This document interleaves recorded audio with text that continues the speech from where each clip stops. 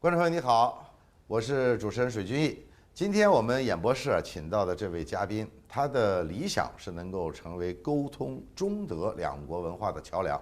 在中国的20年，他曾经获得了宁波市政府授予外国专家的最高荣誉奖项茶花奖。从“一带一路”促成中外港合作到从事免费外教，他身体力行。在如今的人工智能时代呢，他又将文化基因与品牌打造相融合，领跑行业发展。让我们欢迎宁波拜龙国际贸易有限公司董事长艾卡德和总经理 Lily 来到我们的演播室做客。我们一起来聆听一下艾卡德的品牌故事。So, welcome， 欢迎。Thank you very much for the nice introduction.OK， 谢谢。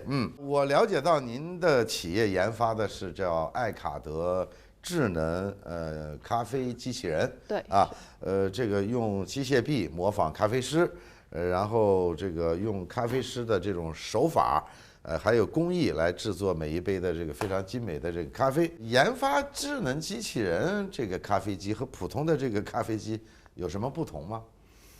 If I understand it right, the point is following.First of all, I love coffee. As a German people love coffee, and coffee is the most drunk beverage in Germany, the hot beverage. Okay, of course, a beer, but we're not in that. Yeah. So the coffee. In 1986, I already had my first patent for a coffee in a way like a coffee in a filter bag. But that was quite early. I was a comparingly young man at that time. Too early for the big still business. Very young. I try hard.So over the time, the idea of the coffee and doing the coffee in a way like a coffee shop was growing. But I realized that just opening a coffee shop is not the right way to do. And then in the beginning, about 3-4 years ago, I got the first contact for the way how to make coffee in a robot way.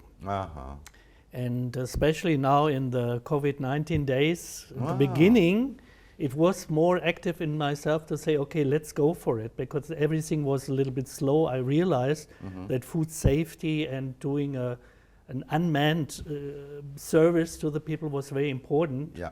So I looked deeper in the matter and finally find the right partners to do technically research on it and develop it. Great.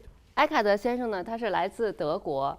那在德国呢，很多人呢都非常喜欢喝咖啡。那每天呢，几乎要喝是2升的咖啡。艾卡德先生呢，在30年前呢，他发明的就是咖啡包，已经有专利。同时呢，又发现国内的这边咖啡行业呢，在是往上增长的行业，也是追随他30年前的一种梦想，想来落地这个梦想吧。Let's do it。所以呢，现在目前呢，我们的这咖啡机器人大师呢，已经研发了有2年的时间了。遇到了哪些难题 ？How long you spent to develop this machine? About 3 years. About 3 years. There was 2 things to learn. On one side, okay, the technology was not so difficult for me because in the beginning I studied electronics before I did MBA. That's your expert. Yeah. My parents didn't like the idea, but I liked it, so I went for it. Yeah, you Germans do that very well. Yeah. But then I had to realize in which way the coffee robot could really be giving me a good coffee. So that's why my coffee robot is actually following the steps of the barista. Really make the coffee, brewing the coffee, making the foam separately, put it together, even have this knocking procedure when the foam gets to settle, or the milk to settle the foam on top. And the feedback from the people is really, it's good. And the benefit of the robot, he can do it always the same good quality. Once adjusted, he will keep it. That's the key point. Same quality. Same for quality. even 1,000 or 10,000 cups of it coffee. Shouldn't change. It shouldn't Okay, change. so 现在来讲最大的困难是什么？然后呢，就到目前为止，这项技术或者你们这个研发取得了什么样的这个突破？ First of all, we come to the point where the robot does its job. Yeah. The baby getting mature now. It's from the baby to the toddler.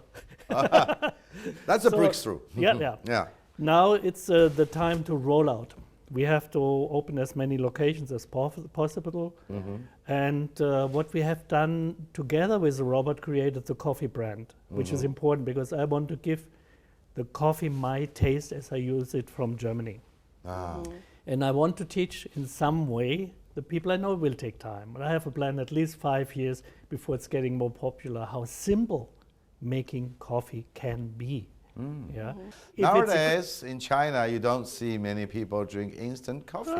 The freeze-dry coffee is now the trendy. It's still there and it's growing. It will growing. be probably one of the biggest market share after some time over the next years. But that's mainly because some big company make a lot of advertising. Yeah, I understand that. But a good freeze-dry coffee has not really a difference to the fresh cup of coffee.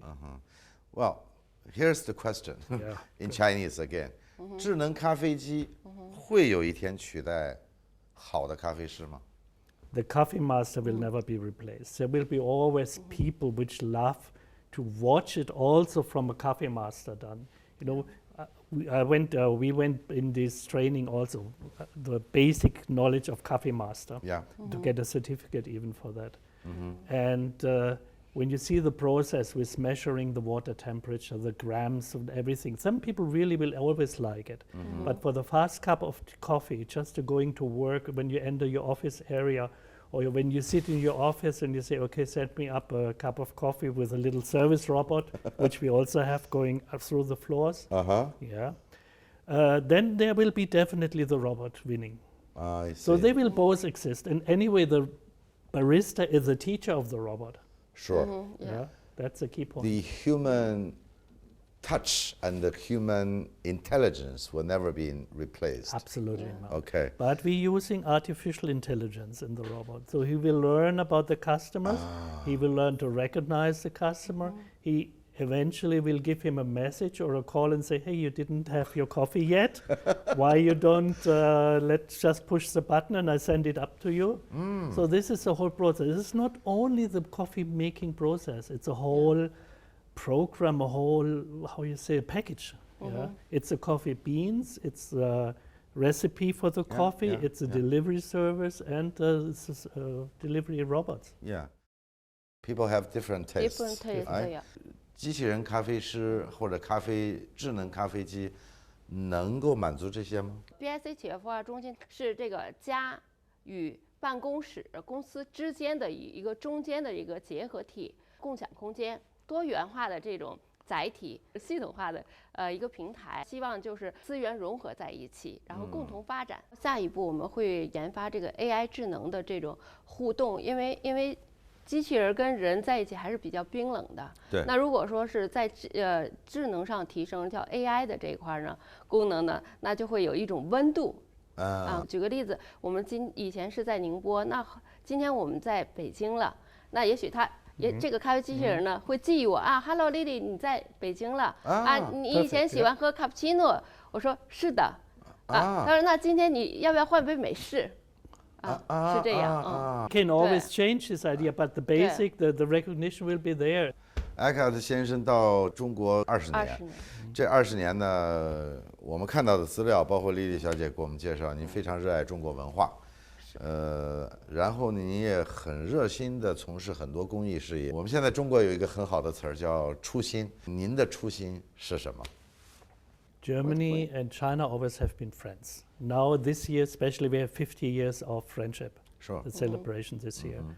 And when I had the opportunity with the port to communicate in between as a bridge, I saw this as something I could contribute. That was the idea, and yeah, also there no personal benefits or something in mind, just really to get them together, and it's a big thing, you know, the ports to bring together. Sure. It's kind of a people-to-people relationship. Definitely. And friendship. I always wanted to come to China in the beginning already. China was, at that time when my wife was alive, was our common goal to come here. It was not that we were sent to China. It was our goal to come. As I said, we had to do the detour through Africa to finally come to China, because we were too early. OK， 好，非常感谢。滴滴香浓，意犹未尽。是源自艾卡特先生最亲切的问候。也感谢2位做客我们的节目，感谢观众朋友收看我们本期节目，我们下期节目再见，谢谢。